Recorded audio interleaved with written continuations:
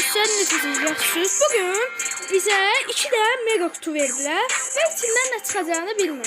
Ne olduğunu bilmirəm dostlar. İndi bastım ücretsiz ve mega kutu. Aylardır gözlediğimiz şeyi indi açırıq dostlar. Basıram. 3, 2, 1, 0. Bastım. 9 yazdı. Basıram. Bastım. O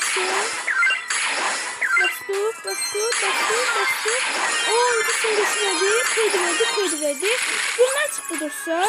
Şimdi ikincisini geçirip bastım ve yani 9 yazdı.